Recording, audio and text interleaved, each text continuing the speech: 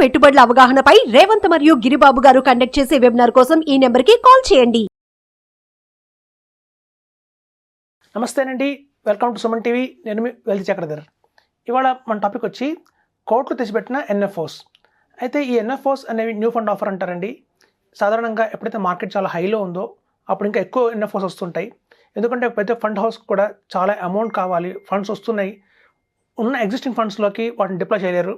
కాబట్టి కొత్తగా ఎన్ఎఫ్ఓస్ తీసుకొస్తే ఆ రూపంలో కూడా కొంత అమౌంట్ డైవర్ట్ చేయొచ్చు అని చెప్పి చాలా ఎన్ఎఫ్ఓస్ అయితే వస్తుంటాయి. అయితే చాలామంది చెప్పే సలహా ఏంటంటే ఎన్ఎఫ్ఓస్లో ఇన్వెస్ట్మెంట్ చేయకూడదు. అలా ఎన్ఎఫ్ఓలో ఇన్వెస్ట్మెంట్ చేస్తే, ఎందుకంటే వాడి పాస్ట్ పర్ఫార్మెన్స్ తెలియదు కాబట్టి. 10 రూపీస్ స్టార్ట్ అవుతుంది ఫండ్, అది మనకి ఎక్కువ యూనిట్స్ వస్తాయి. కానీ చిన్న అడ్వాంటేజ్ ఏంటంటే అందులో పర్ఫార్మెన్స్ తెలియదు కదా, దాని పర్ఫార్మెన్స్ ఏముండదు కదా. అలా పాస్ట్ పర్ఫార్మెన్స్ లేనప్పుడు మనం ఇన్వెస్ట్మెంట్ చేయడం కరెక్ట్ కదా అనేది చాలామంది సందేహంగా ఉంటుంది. అయితే చూడండి, నేను ఒక మంచి ఎగ్జాంపుల్ చెప్తాను. నాకు ఒక ఫ్రెండ్ ఉన్నాడు. సో ఆ ఫ్రెండ్ ఏంటంటే చాలామందికి అడ్వైస్ చేస్తుంటాడు మ్యూచువల్ ఫండ్స్. పర్టికులర్గా ఒక గ్రూప్కి, అంటే మీకు చూడండి ఒక పటేల్ గ్రూప్ ఉంటుందన్నమాట. అంటే గుజరాత్లో మనకి పటేల్స్ అంటారు, అదొక చాలామంది ఉంటారు, వాళ్ళు జాయింట్ ఫ్యామిలీస్ ఉంటారు వాళ్ళు కూడా. సో నాకు అడ్వైజర్ ఉన్నాడు, నా బెస్ట్ ఫ్రెండ్. వాళ్ళు మొత్తం కేవలం ఆ పటేల్ గ్రూప్కే అతను అడ్వైజ్ చేస్తుంటాడు. అయితే 2023 డిసెంబర్లో ఒక ఎన్ఎఫ్ఓ వచ్చింది.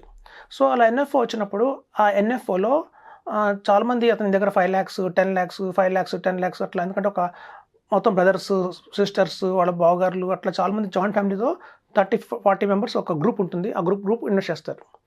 అయితే చూడండి, ఆ టైంలో చాలా డిసెంబర్ కాబట్టి అతనికి కొంచెం సిక్ అయ్యాడు, బాగా తిరిగి. ఎప్పుడైనా ఒక ఎన్ఎఫ్ఓ వస్తే 15 days దాకా టైం ఉంటుంది.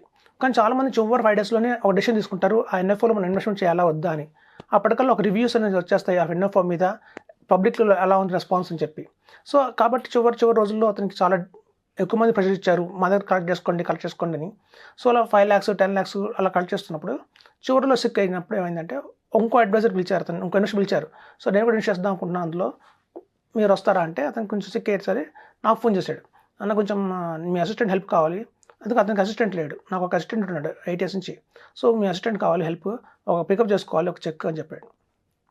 సరే, నేను కూడా ఫోన్ చేసి చెప్పాను అసిస్టెంట్కి, వెళ్ళి ఒక చెక్ పికప్ చేసుకోవాలి బలం చోట అని చెప్పాను. సో రాత్రి అరౌండ్ 7:30కి వెళ్ళాడు నా అసిస్టెంట్, కూర్చున్నాడు. ఆ ఇన్వెస్టర్ ఏమో ఒక 10 ఇండస్ట్రియలిస్ట్ ఒక మీటింగ్లో ఉన్నారు, క్లయింట్ మీటింగ్లో ఉన్నారు. అలా 2 hours కూర్చోబెట్టాడు.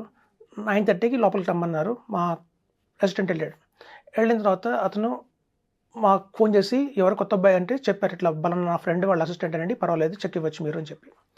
సో అప్పుడు అతను ఆ పర్టికులర్ ఎన్ఎఫ్ఓలో ఇన్వెస్టేషన్ అమౌంట్ ఎంత అంటే 50 lakhs. చూడండి, ఒకటే ఫండ్లో ఒక ఎన్ఎఫ్ఓలో ఎలా ఇన్వెస్ట్ చేస్తారంటే పటేల్స్ 50 lakhs ఇన్వెస్ట్మెంట్ చేశారు. సో ఫస్ట్ టైం నేను విన్నాను ఒక ఎన్ఎఫ్ఓలో కూడా ఎంత డిమాండ్ ఉంటుంది. సో అట్లా నా అడ్వైజర్ ఫ్రెండ్ అడిగాను, అసలు ఏంటి ఇట్లా చేస్తారు వీళ్ళు, ఎందుకు ఇలా చేస్తున్నారు, ఇంత పెద్ద అమౌంట్ వేయడం రిస్క్ కదా ఒక ఎన్ఎఫ్ఓలో, అది కూడా పైగా ఏంటంటే పాస్ట్ పర్ఫార్మెన్స్ తెలియని ఒక ఎన్ఎఫ్ఓలో అంటే. అతను చెప్పాడు నాకు, సో లేదు వీళ్ళు ఇలాగ ఇన్వెస్ట్ చేస్తారు, ఈ పటేల్ గ్రూప్ అనే వాళ్ళు ఎప్పుడు కూడా చాలామంది ఎస్ఐపీలు చేయరు, లంసమ్గా 10 రూపీస్ అప్పుడే ఇన్వెస్ట్ చేస్తారు. లంసమ్గా ఒక 50 lakhs కావచ్చు, 20 lakhs కావచ్చు. ఎప్పుడైతే 12 రూపీస్ వచ్చిందో ఎన్ఏవి, చూడండి 10 రూపీస్తో స్టార్ట్ అయిన ఎన్ఏవి 12 రూపీస్ వచ్చిందంటే దాని అర్థం ఏంటంటే 20% రిటర్న్ వచ్చేసినట్టు. అది 15% వచ్చింది, 15 రూపీస్ అయింది ఎన్ఏవి అంటే దాని అర్థం 50% రిటర్న్ వచ్చిందని అర్థం. సో 12 రూపీస్ దగ్గర రాగానే మా అడ్వైజర్ కాల్ చేస్తారు, కంటిన్యూ చేద్దామా, మనం ఎగ్జిట్ అయిపోదామా అని. సో మా అడ్వైజర్ ఫ్రెండ్ చెప్పినట్టుగానే వాళ్ళు ఫాలో అవుతారు. అతను 12 రూపీస్ దగ్గర ఎగ్జిట్ అయిపోదామంటే ఇంతకన్నా ఇందులో గ్రోత్ రాదు, లేదా ఇంకో మంచి ఎన్ఎఫ్ఓ వచ్చింది అట్లాంటిది అని చెప్తే వాళ్ళు 12 రూపీస్ దగ్గర ఎగ్జిట్ అయిపోతారు. అంటే వితిన్ 1.5 yearలోనే 20% తీసుకొని బయటకు వచ్చేస్తారు. లేదు కొంచెం బాగుంది, మార్కెట్ కండిషన్స్ చాలా బాగున్నాయి, మంచి బుల్ రన్లో ఉంది అన్నప్పుడు 15 రూపీస్ వచ్చిన వరకు కూడా వెయిట్ చేస్తారు. ఆ ఫండ్ నాకు గుర్తుండి వైట్ ఓక్ వాళ్ళదండి, ఒక లార్జ్ మిడ్ క్యాప్ ఫండ్ అనుకుంటాను. 23rd December వచ్చింది 2023లో. ఇప్పుడు అది 14 రూపీస్ దగ్గర నావ్లో ఉంది. సో వాళ్ళు నాకు తెలిసి 15 రూపీస్ రాగానే ఎగ్జిట్ అయిపోతారు. సో చూడండి, చాలామంది అనుకుంటారు లాంగ్ టర్మ్ మ్యూచువల్ ఫండ్స్లో ఒక ఎస్ఐపి ద్వారా చేస్తేనే మన రిటర్న్స్ వస్తాయి అనుకుంటారు. కానీ అలా కాదండి. చూడండి, చాలామంది ఎలా చేస్తున్నారంటే బల్క్గా ఇన్వెస్ట్మెంట్ చేసి షార్ట్ టర్మ్లోనే గెయిన్స్ చేస్తున్నారు. ఇప్పుడు చూడండి, వాళ్ళ స్ట్రాటజీ ఏంటంటే నేను చెప్తాను. చాలామంది చేసే స్ట్రాటజీ ఏంటంటే వాళ్ళు ఎప్పుడు కూడా కేవలం సెలెక్ట్ చేసుకునేది 4 టైప్ ఆఫ్ ఫండ్స్. ఒకటి లార్జ్ క్యాప్, ఒకటి లార్జ్ అండ్ మిడ్ క్యాప్, తర్వాత మీకు వచ్చేసి ఫ్లెక్సీ క్యాప్, మల్టీ క్యాప్. ఈ 4 దాటి వేరే దానికి వెళ్ళరు. అంటే స్మాల్ క్యాప్లో వాడు ఎప్పుడు ఇన్వెస్ట్మెంట్ చేయరు. చేస్తే మిడ్ క్యాప్లోనే చేస్తారు కానీ స్మాల్ క్యాప్స్లో ఇన్వెస్ట్మెంట్ చేయరు. అలాగే థీమాటిక్ ఫండ్స్ ఏవైతే ఉంటాయో ఇన్ఫ్రాస్ట్రక్చర్ ఫండ్స్ కానివ్వండి, అలాగే మనకి పిఎస్యూ ఫండ్స్ కానివ్వండి, అలాగే మ్యానుఫ్యాక్చరింగ్ కానివ్వండి, డిఫెన్స్ కానివ్వండి, ఇట్లాంటి రిస్క్ వాటిలో వాళ్ళు ఎప్పుడు ఇన్వెస్ట్మెంట్ చేయరు. ఇప్పుడు చూడండి, బిజినెస్ ఫండ్స్ అనేవి 2 టైప్స్గా ఉంటాయి. కొన్ని థీమాటిక్ ఫండ్స్, సెక్టర్ ఫండ్స్ ఎలా ఉంటాయంటే అవి కంటిన్యూస్గా లాంగ్ రన్లో పనిచేయవు, జస్ట్ షార్ట్ టర్మ్లోనే వచ్చేస్తాయి. ఆ షార్ట్ టర్మ్ కూడా ఆల్రెడీ పీక్లో ఉన్నప్పుడు చెన్నైఫ్లో అసలు ఇన్వెస్ట్ చేయకూడదు, అంటే ఆల్రెడీ ట్రైన్ వెళ్ళిపోయింది, అప్పుడు మనం వచ్చాం. సో కాబట్టి ఏంటంటేనండి, ఎప్పుడైనా ఒక బెస్ట్ ఎగ్జాంపుల్ చెప్తాను చూడండి. సపోజ్ ఒక ఫ్రెండ్స్ ఉన్నాడు. సో ఒక ఫ్రెండ్స్ ఏం చేశారంటే, ఇద్దరు ఫ్రెండ్స్ ఒక జనవరి వచ్చింది కదా, న్యూ ఇయర్, మనం ఒక బిజినెస్ స్టార్ట్ చేద్దాం అనుకున్నారు. సో ఒక ఫ్రెండ్ ఏం చేశారంటే ఒక రైస్ బిజినెస్ మొదలుపెట్టాడు, ఇంకో ఫ్రెండ్ ఐస్ క్రీమ్ బిజినెస్ మొదలుపెట్టాడు. సో చూద్దాం, మనం ప్రతి నెల కలుసుకుందాం, నీకు ఎంత వచ్చిందో చెప్పు, నాకు ఎంత వచ్చిందో ప్రాఫిట్ చెప్తాను, తర్వాత అప్పుడు మనం తెలుసుకుందాం ఎవరి బిజినెస్ బాగుంది అనుకున్నారు. సో ఒక రైస్ బిజినెస్ చేసిన ఫస్ట్ మనిషి చెప్పాడు, జనవరి అయిపోగానే కలుసుకున్నారు. ఈ మంత్ నాకు 10,000 లాభం వచ్చింది అని చెప్పాడు. ఐస్ క్రీమ్ అతను చెప్పాడు, నాకు 5,000 లాభం వచ్చింది అన్నాడు. సో మళ్ళీ ఫిబ్రవరి వచ్చింది, ఫిబ్రవరిలో కూడా చెప్పాడు రైస్ పతను నాకు 15,000 లాభం వచ్చింది, ఒక 5,000 ఎక్స్ట్రా వచ్చింది, ఎందుకంటే మ్యారేజెస్ ఎక్కువ ఉన్నట్టున్నాయి ఈ కార్తీక మాసంలో వాటిలో లేదా మాఘ మాసంలో, సో కొంచెం నాకు బాగానే సేల్ అయింది, 15,000 వచ్చింది ప్రాఫిట్ అని చెప్పాడు. ఈ ఐస్ క్రీమ్ అబ్బాయి చెప్పాడు, కొంచెం అంతకంటే నయం, కొంచెం అంతకుముందు 5,000 నాకు ప్రాఫిట్ వచ్చింది, ఈసారి నాకు కొంచెం 8,000 వచ్చింది అని చెప్పాడు. ఇప్పుడు చూడండి, మార్చి వచ్చింది, మార్చి వచ్చేసరికి ఏంటంటే రైస్ అతనికి బిజినెస్ కొంచెం తగ్గింది, అందరూ వెకేషన్స్కి బయటకు వెళ్ళిపోవడం ఏదో జరిగింది, మొత్తం 12,000 రూపీస్ అని చెప్పాడు. ఈ ఐస్ క్రీమ్ మొత్తం చెప్పాడు, నాకు ఏకంగా 25,000 ప్రాఫిట్ వచ్చింది ఈ మంత్ అన్నాడు. అలాగే ఏప్రిల్లో కూడా ఏకంగా అతనికి 36,000 ప్రాఫిట్ వచ్చింది, మేలో చూస్తే 50,000 ప్రాఫిట్ వచ్చింది. సో ఐస్ క్రీమ్ అతనికి ఏంటంటే ఎవ్రీ చూస్తే మంత్స్ మీకు అర్థం చేసుకుంటే మార్చ్, ఏప్రిల్, మేకి పీక్ వెళ్ళిపోయి అతనికి 30%, 40%, 50% ప్రాఫిట్ వచ్చింది. కానీ ఈ బిజినెస్ ఎవరైతే రైస్ బిజినెస్ చేస్తున్నారో అతనికి కన్సిస్టెంట్గానే 15,000 వస్తున్నాయి. చాలామంది ఏమనుకుంటారంటే జూన్ వచ్చేసరికల్లా అరే ఐస్ క్రీమ్ బిజినెస్ చాలా బాగుంది, చూడండి 30%, 40% కొట్టింది ఇది అనుకుంటాం. అలా అనుకుని ఎవరైనా జూన్లో కనుక ఐస్ క్రీమ్ బిజినెస్ మొదలుపెట్టారనుకోండి, వాళ్ళ పరిస్థితి ఏంటి? మళ్ళీ జూన్ నుంచి జూలై, ఆగస్ట్, సెప్టెంబర్ అని డల్ మంత్సే. సో కాబట్టి అలాగే ఈ డిఫెన్స్ కానివ్వండి, మ్యానుఫ్యాక్చరింగ్ కానివ్వండి, ఇన్ఫ్రాస్ట్రక్చర్ కానివ్వండి, పిఎస్యూ కానివ్వండి ఉంటాయి. సో ఇవన్నీ థెమాటిక్ కూడా సైక్లిక్, అంటే కేవలం ఒక సీజన్ ప్రకారమే క్లిక్ అవుతాయి తప్ప ఒక లాంగ్ టర్మ్లో మాత్రం అవి రిటర్న్స్ అయితే గెయిన్ చేయవు. సో కాబట్టి ఏంటంటే చెప్పేది ఎప్పుడూ గమనించుకోండి, మ్యూచువల్ ఫండ్స్ అనేది ఒక ఎన్ఎఫ్ఓస్లో వచ్చినా కూడా ఆ ఎన్ఎఫ్ఓ బిజినెస్ చూసి అదొక diversified funda, like mid cap, flexi cap, multi cap లాంటి ఫండా, లేదా సైక్లిక్ బిజినెస్ అని చూసుకొని అప్పుడు కనుక ఎన్ఎఫ్ఓస్ చేస్తే బ్రహ్మాండంగా లాభాలు వస్తాయి. సో ఈ పటేల్ గ్రూప్ ఎప్పుడు కూడా అలాంటి థీమాటిక్ ఫండ్స్కి, సెక్టర్ ఫండ్స్కి వాటికి ఇన్వెస్ట్ చేయరు. నెక్స్ట్ ఏంటంటే ఒక రెగ్యులర్ బేసిస్లోనే ఒక రెగ్యులర్ స్కీమ్లోనే వెళ్తారు, ఒక అడ్వైజర్ సహాయంతోనే రెగ్యులర్ స్కీమ్స్లో ఇన్వెస్ట్మెంట్ చేస్తారు. వాళ్ళకి పర్టికులర్గా ఫోలియో నెంబర్ కావాలి. ఎప్పుడైనా సరే వాళ్ళు ఇన్వెస్ట్మెంట్ చేస్తే వాళ్ళు ఎప్పుడు కూడా ఆన్లైన్లో ఇన్వెస్ట్మెంట్ చేయరు. ఆన్లైన్లో ఇన్వెస్ట్మెంట్ చేస్తే డిమాట్ రూపంలో మనకి ఫోలియో నెంబర్ రాదు. సో ఫోలియో నెంబర్ అనేది చాలా చాలా మోస్ట్ ఇంపార్టెంట్ మ్యూచువల్ ఫండ్స్లో.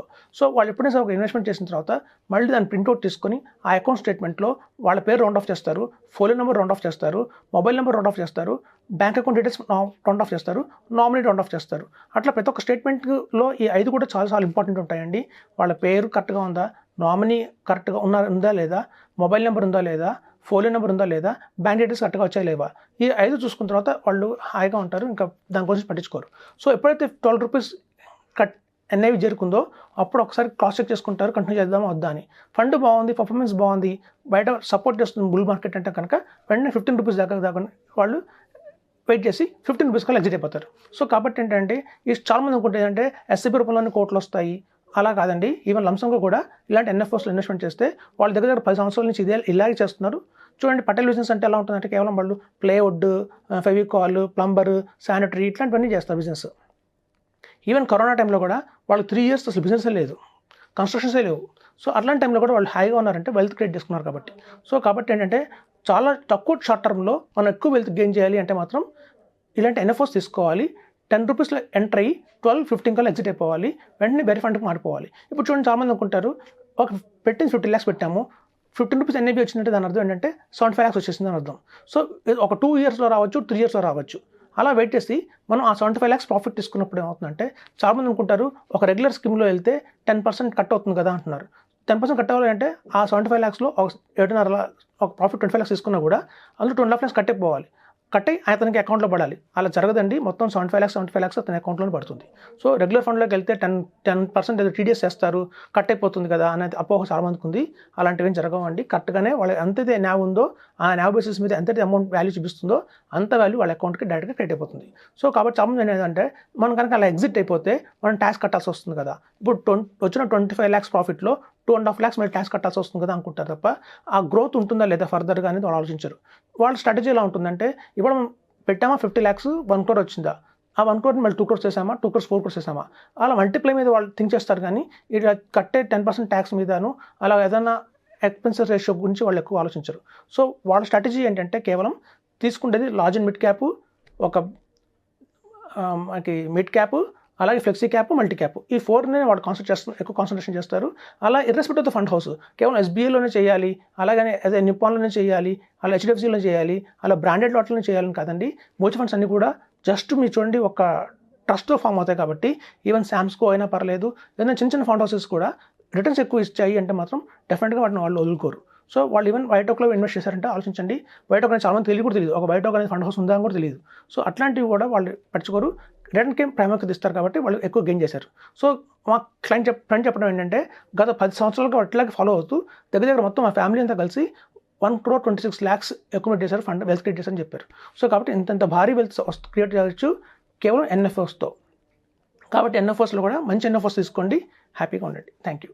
సుమన్ టీవీలో మీ పర్సనల్ అండ్ బిజినెస్ ప్రమోషన్స్ కోసం కింది నెంబర్కి కాంటాక్ట్ చేయండి.